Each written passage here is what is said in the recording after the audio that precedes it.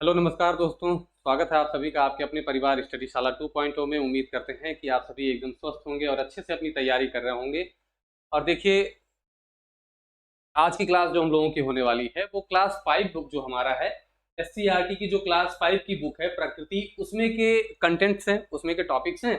और उसके साथ हम लोगों ने इस तरीके से चीज़ों को जोड़ा है जिससे आज की क्लास से आपके मान के चलिए कि पेपर में फंसने लायक 3 से 4 ऐसे क्वेश्चंस आपके पास होंगे जो आपके यूपी टीईटी में, ठीक है, यूपी टीईटी में और सुपर टीईटी में फंसने लायक होंगे। ठीक है, यूपी टेट और सुपर टेट में फंसने के लायक 3 से 4 क्वेश्चंस आपको आज की क्लास में मिलने वाले हैं।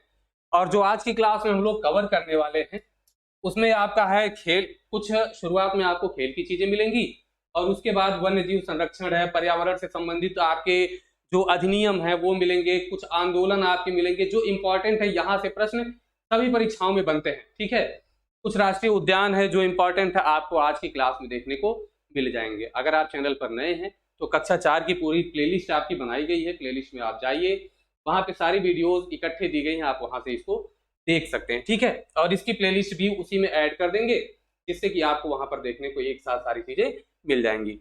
तो आज कौन सा है? क्लास 5। ठीक है, कहने के लिए क्लास 5 है, टॉपिक इन्हीं के होंगे, लेकिन उसमें हम लोग चीजों को थोड़ा सा और बढ़ा के पढ़ेंगे, इस तरह से पढ़ेंगे जो आपके कॉम्पिटेटिव एग्जाम्स में चीजें मिलती हैं। ठीक है, चलिए शुरुआत करने से पहले मैं एक चीज आपसे पूछ लेता हूं, ठीक है, कि जो पर्यावरण दिवस है ये कब मनाया जाता है? मुझे लगता है कि ये जानकारी आप सभी को होगी। क्यों? क्योंकि हर परीक्षा में पूछा जाता है। ठीक है, पर्यावरण से संबंधित दिवस है। मैं आपसे पर्यावरण से संबंधित जितने भी दिवस होंगे, जितनी भी संस्थाएं होंगी, वो एक ही वीडियो में कवर करा दूंगा ताकि आपकी तैयारी बढ़िया हो जाए। चलिए, पर्यावरण दिवस आप सभी को पता है कि 5 जून को मनाया जाता है, इतना तो सबको पता है। ठीक, लेकिन 5 जून को ही क्यों मनाया जाता है? तो यहां पे आपको पता होना चाहिए कि 5 जून, ठीक है, 1972 को कहां पर? स्टॉकहोम में जो है एक मीटिंग रखी गई थी जिसके तहत ये डिसाइड किया गया था कि 5 जून को, ठीक है, 5 जून को पर्यावरण दिवस के रूप में घोषित कर दिया गया था। 5 जून को क्या किया गया था? पर्यावरण दिवस घोषित कर दिया गया था। और इसी जो है सम्मेलन में एक और जो है बहुत महत्वपूर्ण बात आई थी, क्या आई थी? यूएनईपी की, ठीक है, यूएनईपी की स्थापना। अब इसका फुल फॉर्म आपसे पूछ लेता है, क्या है?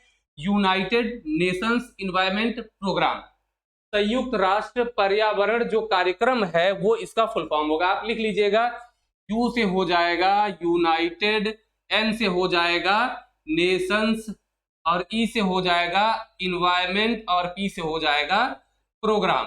ठीक है, तो यूनाइटेड नेशंस इन्वायरमेंट प्रोग्राम, इसकी स्थापना कब की गई थी? तो आपसे पूछेगा अगर, तो आप क्या बोलेंगे? सर 1972 में की गई थी। अब फिर बात आती है कि इसका मुख्यालय कहां पर है, तो आप कहेंगे इसका मुख्यालय है नैरोबी, केन्या में। कहा? नैरोबी, केन्या में इसका क्या है? मुख्यालय है। ये प्रश्न पूछने की पूरी संभावना है। ठीक है, अब चलिए हम लोग क्लास को यहां से शुरू करते हैं। सबसे पहला आपका टॉपिक है ब्रेल लिपि। देखिए, कक्षा 5 की किताब से कुछ ऐसी चीजें मैंने छोड़ रखी हैं जो आपकी परीक्षा में नहीं पूछा जाता है या पूछने की संभावना नहीं बनती है। उन चीजों को छोड़ करके हम लोग मेन चीज पे चलेंगे। सबसे पहले ब्रेल लिपि, ये यूपी टेट में पूछा जा चुका प्रश्न है। ठीक है, यहां से पूछा जा चुका है। किस लिए है भाई? तो ये है दृष्टिबाधित बालकों की शिक्षा के लिए है। ठीक है, पहली चीज तो ये है कि ये दृष्टिबाधित जो बालक हैं उनके लिए प्रयोग में लाई जाती है। किसने खोज की थी? तो लुई ब्रेल ने खोज की थी इसको मतलब बनाया था कहाँ के? फ्रांस के। और 1821 ईस्वी में इन्होंने इस लिपि को क्या किया था? बनाया था। अब बात करते हैं लुई ब्रेल जो हैं, यह 3 वर्ष की उम्र में इनकी आंख में चोट लग जाने के कारण इनकी दृष्टि जो है चली गई थी। तो इनको बड़ी समस्या हुई। इन्होंने करते करते एक ऐसी व्यवस्था बनाई जिससे कि दृष्टिबाधित बालक भी क्या करें? पढ़ सके। ठीक है, ये एक भाषा के रूप में इन्होंने बना दिया। कैसे? जो है इसको हम छू करके, जो बच्चे दृष्टिबाधित हैं उनको छू करके, जैसे ये देखिए छूते हैं ना, छुएंगे, आप कहेंगे सर पेज पे छुएंगे तो कैसे पता चलेगा? तो ये जो डॉट्स बने होते हैं ये ऐसे नहीं, मोटा पेपर होता है उसी में छेद कर करके बनाए जाते हैं डॉट्स। ठीक है, कैसे डॉट्स होते हैं? 6 की संख्या में होते हैं। कितने की संख्या में? 6 की संख्या में होते हैं। कितने डॉट्स? 6 डॉट्स होते हैं। टोटल इनके जो लेटर्स होते हैं तो 64 लेटर्स जो है ब्रेल लिपि में होते हैं। ये भी ध्यान दीजिएगा, जैसे ये छूते हैं तो इनको पता है कि अगर 6 में से ऊपर वाला पहला डॉट है तो क्या बनेगा, दूसरा डॉट है तो क्या बनेगा, 3 डॉट है तो क्या बनेगा, ये इनको पता होता है। तो ब्रेल लिपि के बारे में आपको ये चीजें एकदम इंपॉर्टेंट है जो आपको समझ लेनी चाहिए। ये भी आप जान के चलेंगे, क्या पता कभी पूछ ले आपसे, ठीक है। चलिए नेक्स्ट चलते हैं। जो लोग सुन नहीं सकते उनके लिए सांकेतिक भाषा, जिन्हें हम क्या कहते हैं, साइन लैंग्वेज कहते हैं, संकेत दे करके पढ़ाया जाता है, उनका प्रयोग किया जाता है। आप लोगों ने नेशनल पर समाचार भी, दूरदर्शन पर समाचार भी देखा होगा ना, बगल में एक उसके लिए जो है, सॉरी वो मूक बधिर के लिए होता है, हाँ मूक बधिर के लिए, एक मिनट, जो श्रवण जिनको बाधित होते हैं उनके लिए होता है, जो सुन नहीं पाते हैं उनके लिए ये जो लैंग्वेज होती है ये उपयोग में लाई जाती है। तो इसे भी आप ध्यान में रखेंगे, क्या पता कभी पूछ ही ले, ठीक है। चलिए अब कुछ चीजें हैं जो क्लास 5 में दी गई हैं, इनको भी जानिए। अभी जैसे जैसे आप आगे बढ़ेंगे क्लास आपकी इतनी इंटरेस्टिंग होगी, क्योंकि आज की टॉपिक में पर्यावरण के बहुत सी चीजें उपलब्ध होंगी, मिलेंगी आपको, ठीक है। पहला है सुधा चंद्रन। ये आपसे पूछ सकता है कि ये किस चीज से, किससे संबंधित है। तो सुधा चंद्रन जो है ये भरतनाट्यम से संबंधित है, इंपॉर्टेंट है, याद रखेंगे। क्यों संबंधित है, क्यों इतना इंपॉर्टेंट है? क्योंकि इनके पास एक पैर नहीं था, बल्कि उसकी जगह पे कृत्रिम पैर लगाया गया। दुर्घटना में उनका पैर एक कट गया था, कृत्रिम पैर लगाया गया, और ये भरतनाट्यम में उसके बाद भी इतनी प्रसिद्धि इन्होंने हासिल की सुधा चंद्रन जी ने कि इनका नाम फेमस हो गया। तो याद रखेंगे सुधा चंद्रन किससे हैं? भरतनाट्यम से हैं। इसी प्रकार एक और है जो है अरुणिमा सिन्हा, ठीक है। ये कहां की हैं? तो ये है अंबेडकर नगर, ठीक है, अंबेडकर नगर के पास जो है वहां से है ये। और इन्हें जो है पर्वत की बेटी के नाम से भी जाना जाता था। ये वॉलीबॉल खिलाड़ी थी, ट्रेन में जा रही थी और कुछ वहां पे अपराधी प्रवृत्ति के लोग थे जिन्होंने उनकी चेन, सोने की चेन में कुछ पहनी रही होंगी, जिसको खींचने के चक्कर में इनको ट्रेन से नीचे गिरा दिया और इनका एक पैर क्या हुआ? कट गया। पैर एक नहीं, शायद दोनों पैर कट गए इनके। अब क्या हुआ? उसके बावजूद इन्होंने पर्वतारोहण किया, पर्वत का आरोहण किया, ठीक है। तो सोचिए इनका जो है उत्साह कितने हाई लेवल पे था। रविंद्र जैन की बात करें तो इनके आंख नहीं थी, किससे संबंधित है? संगीत से संबंधित है। इतने सुर दिए, रामायण में जो आप गीत सुनते हैं ना, वो रविंद्र जैन जी के द्वारा ही दिया गया होता है। तो ये भी ध्यान रखेंगे, रविंद्र जैन जी का संबंध किससे था? संगीत से था। शरद गायकवाड़ का संबंध किससे था? तो तैराकी से। बात यह है कि तैराकी से तो था, लेकिन ये भी पैरालाइज थे, इनका एक हाथ जो है नहीं था, या आप कह सकते हैं कि एकदम छोटा सा था, मतलब इनका एक हाथ एकदम दिव्यांग ही ये भी थे, ठीक है। तो एक हाथ इनका पैरालाइज था जो काम नहीं करता था। तो आपसे पूछेगा शरद गायकवाड़, तो आप बताएंगे तैराकी से। नेक्स्ट है इंडोर गेम के बारे में दिया है। नेक्स्ट टॉपिक, इंडोर गेम का मतलब है कि जो घर के अंदर खेले जाने वाले खेल होते हैं, जैसे शतरंज है, टेबल टेनिस है, कैरम है, ये खेल कैसे होते हैं? इंडोर होते हैं। और आउटडोर गेम जो होते हैं, इनका अर्थ ऐसा होता है जो खेल के मैदान में, मतलब घर से बाहर खेले जाते हैं, जैसे हॉकी है, क्रिकेट है, फुटबॉल है, ये सब कैसे होते हैं? आउटडोर गेम्स होते हैं। अब अगर इंडोर गेम कोई बच्चा खेलता है, इंडोर नहीं, पहले आउटडोर देख लीजिए। आउटडोर गेम कोई बच्चा खेलता है तो वो उसके शारीरिक स्वास्थ्य की दृष्टि से कैसा होता है? एकदम बेहतरीन होता है। क्यों? क्योंकि आउटडोर गेम्स में शारीरिक श्रम ज्यादा होता है। इंडोर गेम की बात करें तो इंडोर गेम में क्या होता है? ये शांत वातावरण में, जैसे शतरंज है ना, तो इसमें मानसिक कसरत ज्यादा होती है, शारीरिक बहुत ही कम होती है, ठीक है। तो अगर इंडोर गेम बच्चा खेल रहा है तो वो मानसिक रूप से मजबूत होगा, और आउटडोर गेम खेल रहा है तो वो शारीरिक रूप से मजबूत होगा। मानसिक से भी होता है, ऐसी बात नहीं है, लेकिन आउटडोर गेम का ज्यादा प्रभाव शरीर पर पड़ता है। कुछ खेल ऐसे होते हैं जो इंडोर और आउटडोर दोनों में खेले जाते हैं, जैसे आपके बैडमिंटन है, टेबल टेनिस है, ये इंडोर आउटडोर दोनों तरीके से खेले जाते हैं, ठीक है। आगे बात करें, कुछ खेल हैं और उससे संबंधित खिलाड़ी हैं, यहां से प्रश्न पूछा जाता है, ठीक है। हो सकता है यहीं से मिल जाए आपको, क्योंकि कई बार मिल चुका है। एथलेटिक्स की बात करें तो कई इसमें है, जैसे पीटी उषा है। पीटी उषा को आप एक और नाम से जानते हैं, क्या नाम है इनका? उड़न परी के नाम से जानते हैं, ठीक है। ये कौन सी है? धावक हैं। बीना मोल है, बाल सम्मा है, रोजा कुट्टी है, ये सब क्या है? ये सब एथलेटिक्स से संबंध रखती हैं। तैराकी से संबंध कौन रखती है? भुला चौधरी। और अभी आपको एक मैंने बताया था, क्या बताया था? शरद गायकवाड़, ठीक है। अभी मैंने आपको बताया कि जो यहाँ पर शरद गायकवाड़ है, ये भी किससे संबंध रखते हैं? तैराकी से। टेनिस से कौन संबंध रख रहा है? सानिया मिर्जा रख रही हैं। लंबी कूद अंजू बॉबी जॉर्ज, शतरंज विश्वनाथन आनंद, हॉकी से सरदार सिंह और कुश्ती गीता फोगाट। ये इंपॉर्टेंट हैं, आप इन्हें याद करके चलेंगे, ठीक है। नेक्स्ट हमारा है कुछ ट्रॉफी है और इससे संबंधित खेल है। जैसे रणजी ट्रॉफी किससे है? ये है क्रिकेट से संबंध रखता है रणजी ट्रॉफी, जो क्रिकेट के प्रेमी है वो जानते हैं इसको। संतोष ट्रॉफी का संबंध किससे है? फुटबॉल से है, संतोष ट्रॉफी पूछा जा चुका है। डेविस कप का संबंध किससे है? टेनिस से है, ये भी पूछा जा चुका है। और आगा खा किससे है? हॉकी से है। आगा खा के साथ एक वेलिंगटन ट्रॉफी भी होती है, वो भी हॉकी से संबंध रखती है। तो इसे आप क्या करेंगे? याद करके रखेंगे। आप नोट करते जाइए, स्क्रीनशॉट लेते जाइए, पीडीएफ भी आपको उपलब्ध करा दिया जाएगा, जल्दी ही बता दिया जाएगा कि कहां आपको मिलेगी। चलिए अब इन्हें भी जान लीजिए, मैंने बताया था खेल से संबंधित है। तो मेजर ध्यानचंद आपको पता है, ये हॉकी के पूर्व कप्तान रह चुके हैं और इनके नेतृत्व में इंडिया टीम ने स्वर्ण पदक भी जीता था। अब बात ये आती है कि मेजर ध्यानचंद जी का जन्म कब हुआ था भैया? 29 अगस्त को हुआ था। और इन्हीं के जन्म दिवस को क्या करते हैं? हम खेल दिवस के रूप में मनाते हैं। तो खेल दिवस कब हो जाएगा? 29 अगस्त को हो जाएगा। पीवी सिंधु का संबंध किससे है? तो बैडमिंटन से है, ये भी आपको ध्यान रखना है। किससे है भैया? बैडमिंटन से है। रियो में इन्होंने रजत पदक जीता था। सुशील कुमार जो है ये पहलवान है, मतलब इनका संबंध किससे है? कुश्ती से है। और अभी आपने फोगाट बहनों को भी देखा ना, गीता फोगाट, उनका भी संबंध किससे है? उनका भी संबंध कुश्ती से है। नीरज चोपड़ा आप जानते हैं, जेवलिन थ्रो मतलब भाला फेंक प्रतियोगिता में भाग लेते हैं। टोक्यो ओलंपिक में इन्होंने कौन सा मेडल? इन्होंने गोल्ड मेडल जीता था। तो अभी जो ओलंपिक आपका समाप्त हुआ उसमें इन्होंने रजत पदक जीता है। इन्हीं देखिए 7 अगस्त को कौन सा दिवस मनाते हैं? भाला फेंक दिवस मनाते हैं। कौन सा? भाला फेंक दिवस मनाया जाता है। मिताली राज के बारे में आप जानते हैं, इंडियन टीम की पूर्व कैप्टन रह चुकी हैं, ठीक है। अजय ठाकुर कबड्डी टीम के पूर्व कप्तान रह चुके हैं, तो अजय ठाकुर का संबंध कबड्डी से हो जाएगा। नसरीन शेख जो है ये कप्तान है किसकी?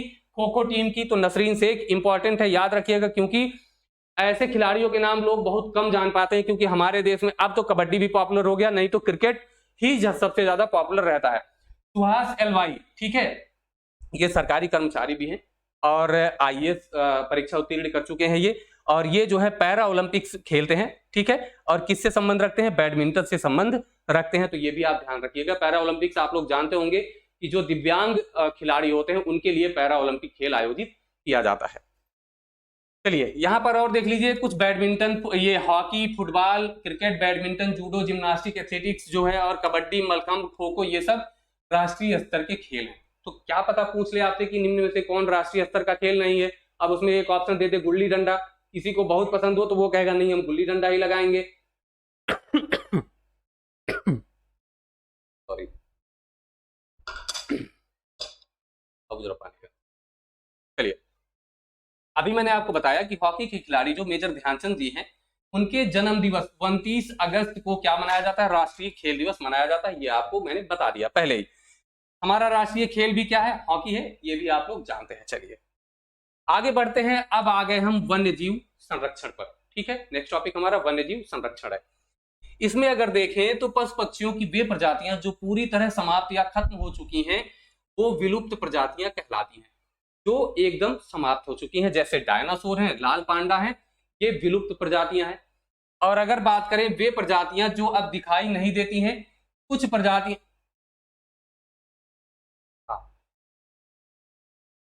कुछ प्रजातियां यहां से देखिए, कुछ प्रजातियां खत्म होने की कगार पर हैं, जिन्हें संकटग्रस्त प्रजातियां कहते हैं, जो अभी खत्म होने की कगार पर हैं, ठीक है।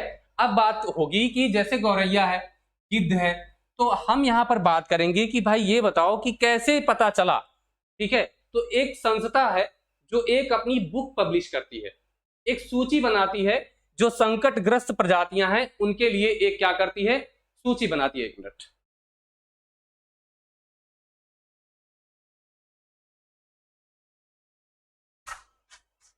ठीक है।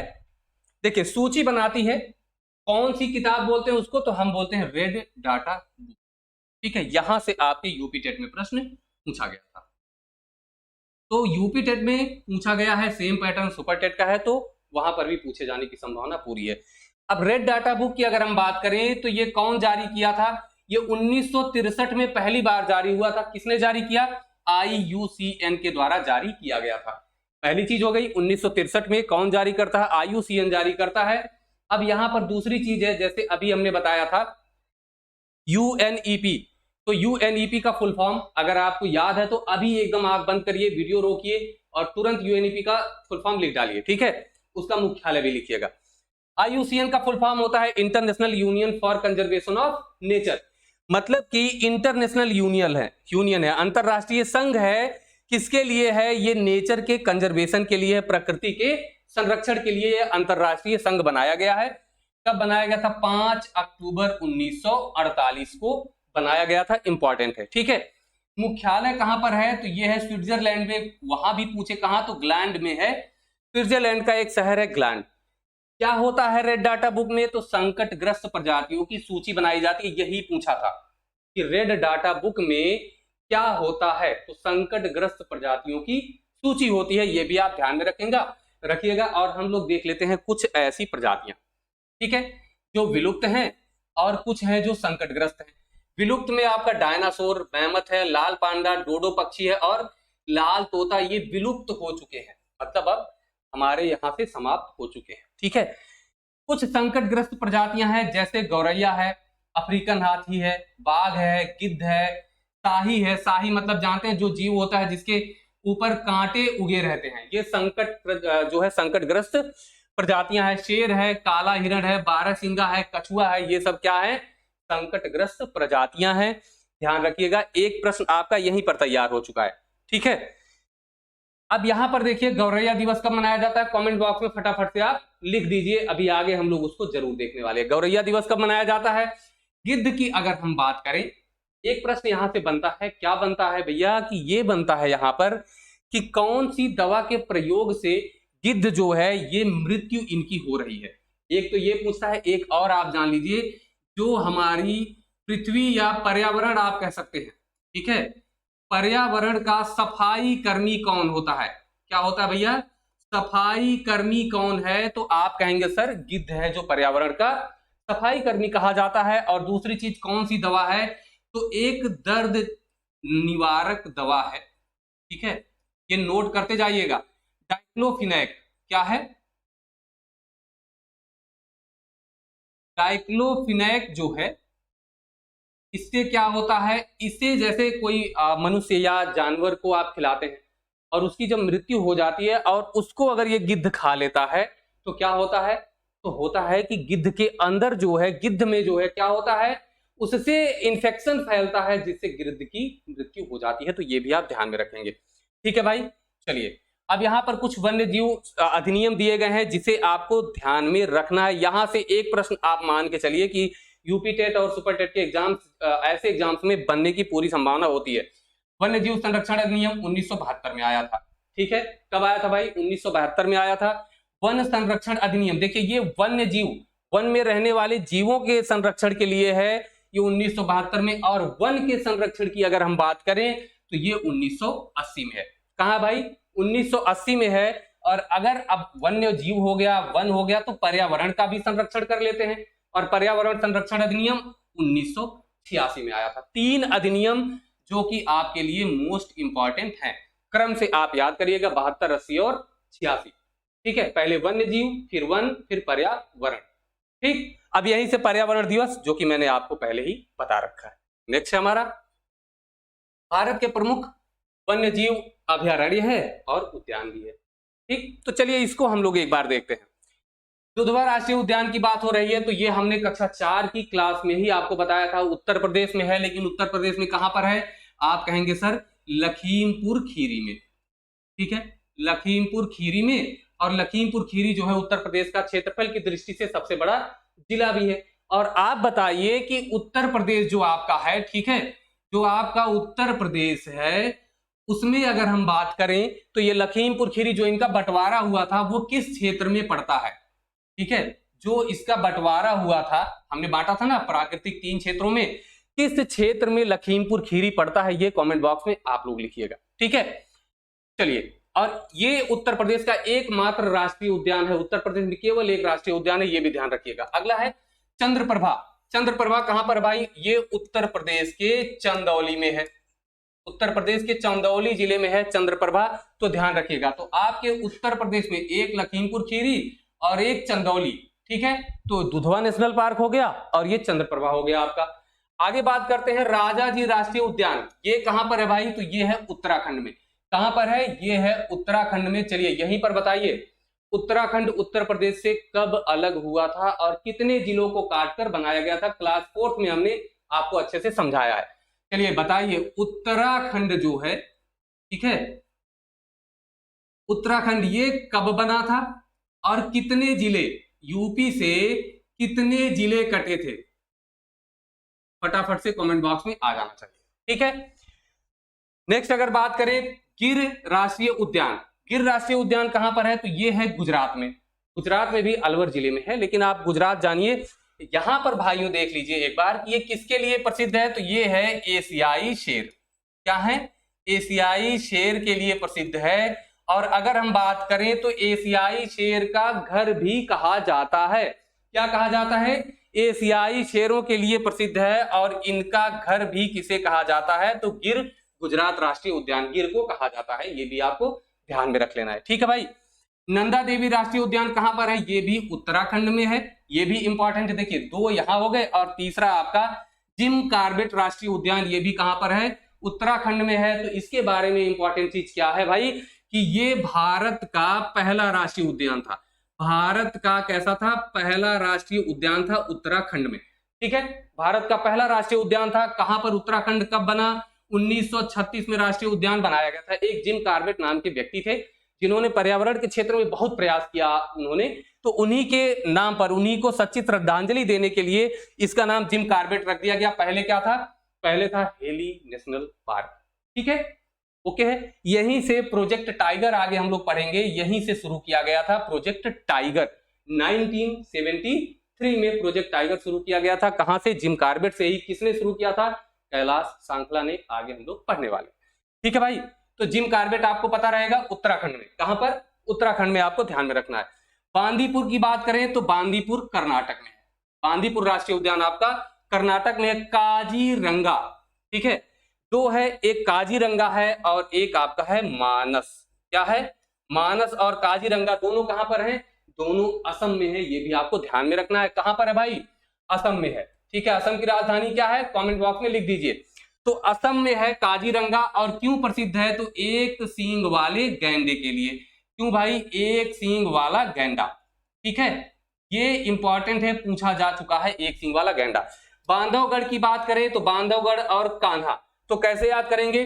कान्हा आपको पता है, कान्हा को माधव भी कहा जाता था, तो माधव से आपका हो गया बांधव। तो कान्हा और माधव, बांधव दोनों एक ही जगह पर होगा और माधव मध्य प्रदेश, ऐसे आप रख लीजिएगा, ठीक है। तो कान्हा, बांधव, मध्य प्रदेश, याद रखिएगा, ठीक है। चलिए आगे है सरिस्का जो है ये कहां पर है? तो ये है राजस्थान में। तो ये आप लोग याद रखेंगे। ये तो यहां इतना ही आपको बताया गया है।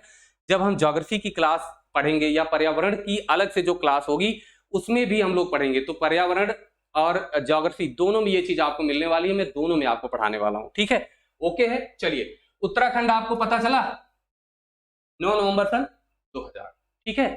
3 राज्य बने थे नए नए। अब तो ये भी आप छाप दीजिए, तीनों राज्य छाप दीजिए। कब बना था? सन 2000 में। पता चल गया कितने जिलों को काटकर बनाया गया था? 13 जिलों को काटकर बनाया गया था। चलिए नेक्स्ट है राष्ट्रीय उद्यान के बारे में कुछ हम लोग देख लेते हैं। देखिए मैंने बताया था ना, ये कक्षा 5 की ही नहीं है, ये सब एक्स्ट्रा फैक्ट है। ये आपके कक्षा 5 का था, ये एक्स्ट्रा फैक्ट है। वन्य जीव संरक्षण अधिनियम 1972 में आया था, अभी आपको मैंने बताया। इसके अनुसार जो राष्ट्रीय उद्यान है वो राज्य सरकार घोषित करती है। बात करें भारत का पहला राष्ट्रीय उद्यान कौन सा था? जिम कार्बेट 1936 में उत्तराखंड में। पुराना नाम क्या था? हेली नेशनल पार्क था, ठीक है। क्या था?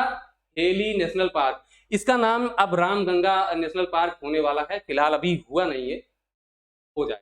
फिर भी आप ध्यान में रखेंगे कि अगर नाम परिवर्तन में आता है तो ये आप मान के चलिएगा कि रामगंगा आप कर दीजिएगा उत्तर। सबसे बड़ा राष्ट्रीय उद्यान कौन सा है? तो हेमिस है, ठीक है। पहले ये हम लोग जम्मू कश्मीर में पढ़ते थे। किसमें पढ़ते थे? जम्मू कश्मीर में पढ़ते थे। लेकिन जब जम्मू कश्मीर को क्या कर दिया गया? केंद्र शासित प्रदेश बना करके उसको लेह, लद्दाख और जम्मू कश्मीर में बांट दिया गया, तो ये हेमिस कहां पर पहुंच गया? लद्दाख में। और लद्दाख में भी पूछे तो कहां पर?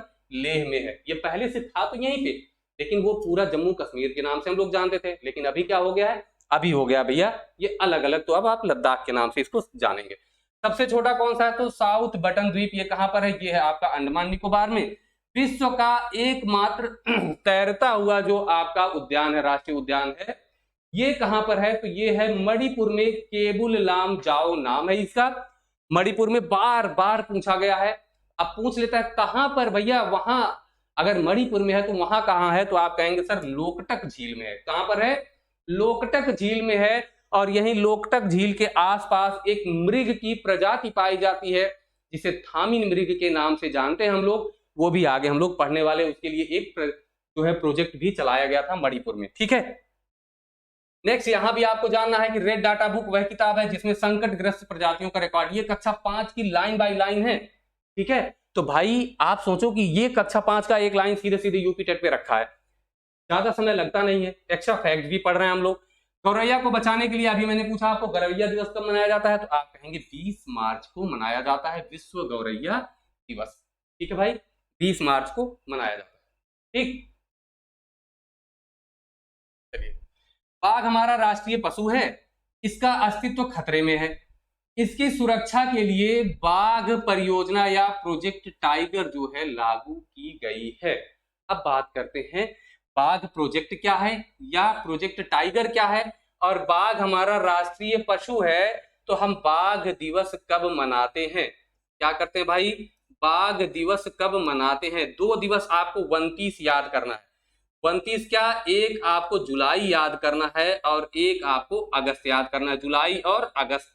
तो अगस्त वाला आपने देखा कौन सा दिवस मनाते हैं? राष्ट्रीय खेल दिवस मनाते हैं। अगस्त वाला देख लिया आपने, ठीक है, खेल दिवस मनाते हैं। लेकिन अभी आपको 29 जुलाई भी याद करना है, क्या है? ये मनाते हैं हम लोग बाघ दिवस। ठीक है, 29 जुलाई को ध्यान रखिएगा। आगे अगर हम बात करें कि ये शुरू कब की गई परियोजना, 1 अप्रैल 1973, अभी मैंने बताया था 1973 में शुरू की गई जिम कार्बेट से कैलाश सांखला के द्वारा, और इन्हें टाइगर मैन ऑफ इंडिया कहा जाता है। बाघ दिवस 29 जुलाई को मनाया जाता है, ये इंपॉर्टेंट आपके लिए। चलिए, अगर यहां पर हमने देखा कि कैलाश सांखला को टाइगर मैन ऑफ इंडिया कहा जाता है, तो आप बताइए बर्ड मैन किसे कहा जाता है भाई? क्या कहा जाता है? Bird man of India. चलिए फटाफट से उत्तर देते जाइए, ये आप लोगों को पता है। ठीक है भाई, बर्ड मैन ऑफ इंडिया किसे कहा जाता है? पहली चीज। दूसरी चीज ये है कि डॉल्फिन मैन ऑफ इंडिया किसे कहा जाता है? कौन सा? Dolphin man of India. तो भाई जल्दी जल्दी उत्तर देते जाओ। Dolphin man of India. 2 चीजें आपकी ये हो गई, एक यहां पे हो गया 3। एक और आप लोग बता दीजिए कि भारत का जल पुरुष किसे कहा जाता है? क्या कहा जाता है? जल पुरुष। ये आप लोग नोट कर लीजिएगा। और एक इसी समय बता दीजिए वृक्ष मित्र के नाम से किसे जानते हैं? ठीक है, इतनी चीजें आपके सामने हैं, इनका आपको कमेंट बॉक्स में लिखते जाइए। आप लोग मन में रिवाइज करिए, लेकिन करिए जरूर, ताकि अगर गलती हो तो आप कभी तो उससे सीखेंगे ना। बर्ड मैन ऑफ इंडिया किसे कहते हैं हम लोग? सलीम अली को। किसे कहते हैं भाई? सलीम अली को। ये पक्षी के डॉक्टर भी रह चुके हैं। डॉल्फिन मैन ऑफ इंडिया किसे कहते हैं? तो ये हम लोग कहते हैं भाई, कौन सा है? हाँ, dolphin man of India Rajendra Kumar Sinha. Rajendra और राजीव नहीं, ये है रविंद्र। क्या नाम है इनका? रविंद्र कुमार सिन्हा। और ये है जल पुरुष है राजेंद्र सिंह। क्या है? राजेंद्र सिंह। ठीक है, और अगर वृक्ष मित्र बात करें तो चिपको आंदोलन अगर आपको याद है, सुंदरलाल बहुगुणा। सुंदरलाल बहुगुणा। ठीक है भाई, सुंदरलाल बहुगुणा याद रखेंगे आप, नोट करते जाइएगा, क्योंकि ये प्रश्न कभी भी आपसे पूछ सकता है। ठीक है, ओके, इतना आगे चलते हैं आप। नेक्स्ट कुछ अन्य परियोजनाएं भी हैं, जैसे अभी हमने प्रोजेक्ट टाइगर पढ़ा, तो अब कुछ अन्य परियोजनाएं भी पढ़ लेते हैं जो आपके परीक्षा के दृष्टिकोण से क्या है भाई? महत्वपूर्ण है, जो आपसे पूछी भी जा सकती हैं। ठीक है, देखिए मृग की 3 जो है परियोजनाएं आपको पढ़नी है। कौन कौन सी हैं? एक हंगुल मृग है, एक कस्तूरी मृग है, और एक मणिपुर थामिन मृग परियोजना है। ये तीनों परियोजनाएं आप यहीं पर समझ लेंगे अगर, तो आप लोगों को बाद में इसमें कोई परेशानी नहीं होने वाली है। देखिए हंगुल मृग परियोजना 1970 में, कब शुरू की गई थी? 1970 में। बात ये है भाई कि ये संबंध है, जहां से इसका संबंध है वो बहुत महत्वपूर्ण है। जम्मू कश्मीर में आपका जो एक आपका है दाचीगम, ठीक है, दाचीगम जो राष्ट्रीय उद्यान है आपका, ठीक है, यहां पर क्या है दोस्तों, यहां पर हंगुल मृग पाया जाता है, जिसे हम कश्मीरी मृग के नाम से भी या कश्मीरी स्टैग के नाम से भी जानते हैं। तो इसे आप ध्यान रखेंगे कि ये केवल केवल कहां पर पाया जाता है? कश्मीर में दाचीगम जो पार्क है, उद्यान है, वहीं पर पाया जाता है। ये आपको नोट कर लेना है, ठीक है। कस्तूरी मृग की अगर हम बात करें तो ये 1970 में परियोजना आपकी शुरू की गई थी। कस्तूरी मृग परियोजना कब शुरू की गई थी? 1970 में शुरू की गई थी। बात करिए पाया कहां जाता है, तो आपका जो हिमाचल प्रदेश है, यहाँ पर चंबा घाटी है ना, यहां से सिक्किम तक यही क्षेत्र में ये पाया जाता है। इसकी परियोजना आपकी कब शुरू की गई थी? 1970। तो दो तो 1970 में थी। तीसरी थी मणिपुर थामिन परियोजना 1977 में। तो मैंने बताया आपको ना, केबुल लामजाओ के अगल बगल में जो लोकटक झील है उसके अगल बगल के क्षेत्र में ये मृग पाए जाते हैं, वहीं पर ये योजना चलाई गई है। मगरमच्छ संरक्षण परियोजना कब शुरू की गई थी भाई? मगरमच्छ संरक्षण परियोजना तो ये आपकी शुरू की गई थी 1975 में। कहां पर? उड़ीसा में। कहां पर भाई? उड़ीसा में। देखिए उड़ीसा बहुत महत्वपूर्ण है आपका, ये उड़ीसा बहुत महत्वपूर्ण है, ध्यान रखिएगा। उड़ीसा में शुरू की गई थी और यहां पर भी अगर पूछे तो तिकरपाड़ा, क्या नाम है? तिकरपाड़ा में शुरू की गई थी, ध्यान रखिएगा। और उड़ीसा में अभी और भी चीजें आपको मिलने वाली है, कछुआ से भी संबंधित। गैंडा संरक्षण परियोजना, तो भाई गैंडा संरक्षण परियोजना 1987 में। अब बात करते हैं कहां, तो ये असम में जो दो है, असम में कौन कौन सा है भाई? एक तो आपका काजीरंगा जो इसी के लिए फेमस है, और एक आपका जो मानस है वहां पर भी ये पाए जाते हैं, लेकिन काजीरंगा स्पेशली इसी के लिए फेमस है। तो ये भी आपको ध्यान में रखना है। 1987 में गैंडा परियोजना, ठीक है, एक सिंग वाला गैंडा जो होता है। प्रोजेक्ट एलिफेंट हाथी परियोजना, क्या है भाई? हाथी परियोजना आपका है, तो ये कब शुरू की गई थी? 1992 में। ये इंपॉर्टेंट है सबसे ज्यादा अगर यहां पर देखा जाए तो, ठीक है। अभी जितना पढ़ा उसमें सबसे ज्यादा elephant, project tiger, project elephant और समुद्री कछुआ, ये तीन तो आपको रट जाने चाहिए एकदम से, ठीक है। देखिए प्रोजेक्ट एलिफेंट 1992 में, ये कहां पर? तो भाई झारखंड में सिंहभूमि, सिंहभूमि जिला है, कहां पर है? झारखंड में, ठीक है। तो ये आपको ध्यान में रखना है, सिंहभूमि झारखंड में शुरू किया गया था प्रोजेक्ट एलिफेंट। हाथी के दांत के लिए इनकी जो है क्या की जाती थी? हत्या या शिकार किया जाता था, तो इसीलिए यह परियोजना शुरू की गई है प्रोजेक्ट एलिफेंट। प्रोजेक्ट कछुआ की अगर हम बात करें तो महत्वपूर्ण है, यहां से एक दो प्रश्न आपसे पूछे जाते हैं। पहली चीज तो कब शुरू की गई? 1999 में। और क्या महत्वपूर्ण चीज है, कहां शुरू की गई, ठीक है, कहां शुरू की गई थी, और ये प्रजनन क्षेत्र इनका कहां है? इन्हें हम ओलिव रिडले के नाम से भी जानते हैं या ओलिव कछुआ कहते हैं। कौन सा? ओलिव रिडले या ओलिव कछुआ के नाम से इन्हें हम जानते हैं, ठीक है। तो पहली चीज तो है कि उड़ीसा, फिर मैंने बताया ना उड़ीसा, उड़ीसा आपके लिए बहुत मायने रखने वाला है। अब उड़ीसा में ही एक जो है राष्ट्रीय उद्यान है, अभयारण्य कह सकते हैं, कौन सा? भितरकनिका। कौन सा है? भितरकनिका। वीडियो थोड़ी लंबी हो रही है लेकिन बहुत ही बेहतरीन वीडियो होने वाली है, ठीक है। भितरकनिका है, और भितरकनिका में भी एक आपका जो है स्थान है गहिरमाथा। क्या है? गहिरमाथा। ये इनके लिए प्रजनन का सबसे जो है उचित क्षेत्र है, प्रजनन क्षेत्र आप कह सकते हैं गहिरमाथा, जो कि वहीं भितरकनिका के पास में है, ठीक है, उसी क्षेत्र में आता है। तो यदि गहिरमाथा आपको दिया है तो गहिरमाथा लगाइएगा, नहीं तो भितरकनिका आप लगा सकते हैं उत्तर। उड़ीसा में भितरकनिका में कछुआ जो है प्रोजेक्ट शुरू किया गया था, और इनका प्रजनन सबसे ज्यादा कहां पर होता है? तो गहिरमाथा में होता है। दो तीन चीजें हैं जो आपको यहां पर नोट कर लेनी है। नेक्स्ट है पलाश और कुसुम के पौधे से लाख के कीटों, देखिए इन पौधों पर लाख के कीट पाले जाते हैं, और शहतूत पर कौन से? रेशम के कीट पाले जाते हैं। रेशम कीट पालन को क्या कहते हैं? ये आप लोग कमेंट बॉक्स में जाकर के लिख दीजिए, क्योंकि मैंने बहुत पढ़ाया आपको इसको, ठीक है।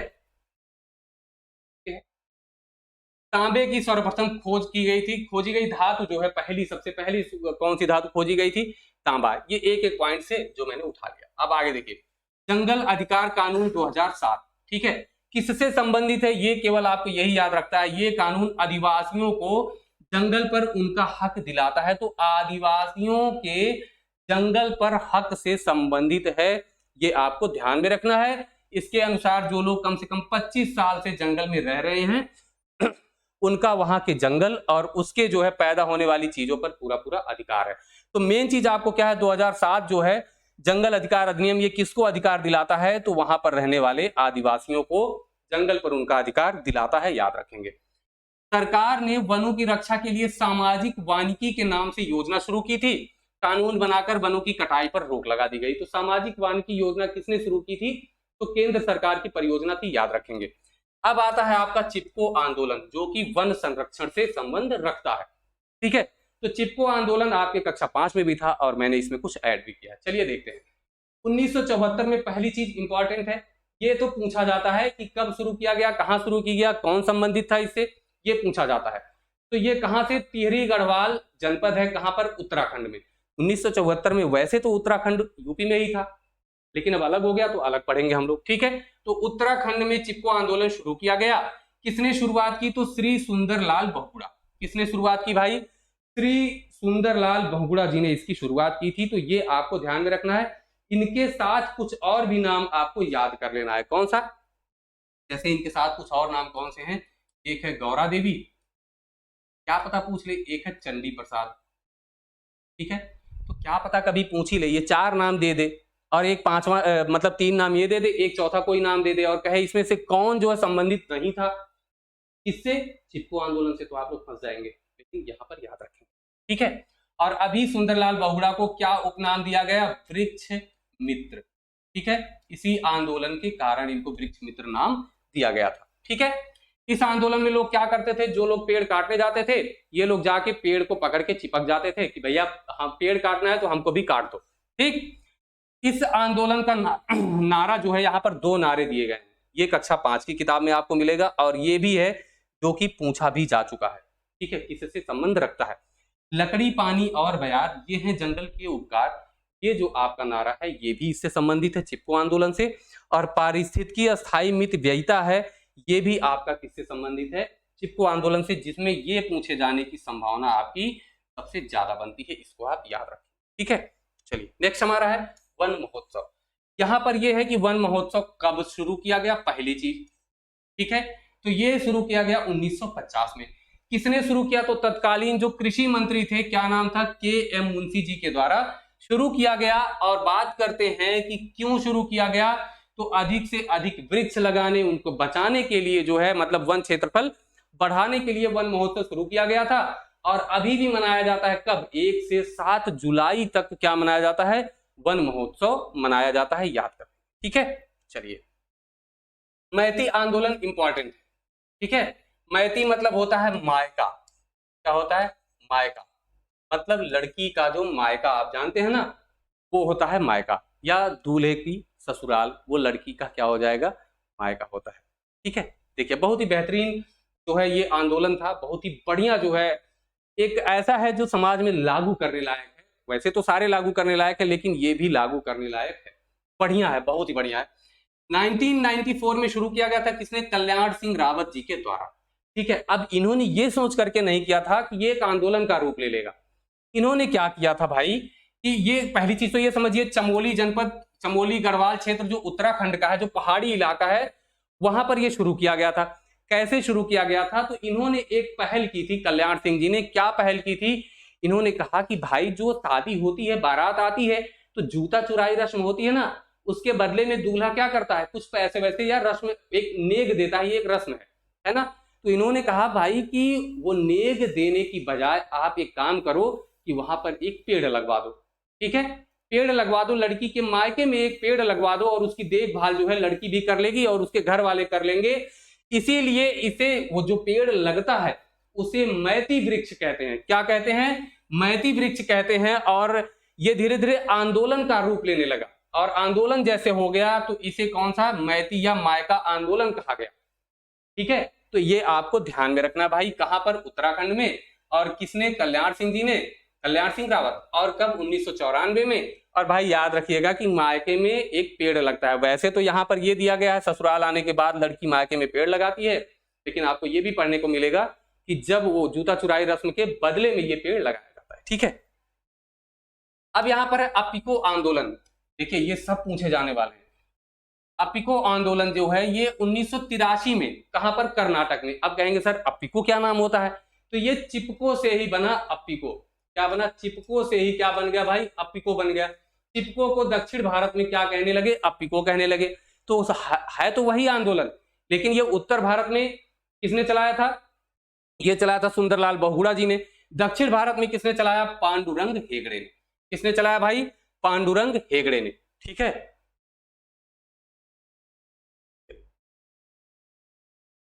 किसने चलाया, पांडुरंग हेगड़े ने।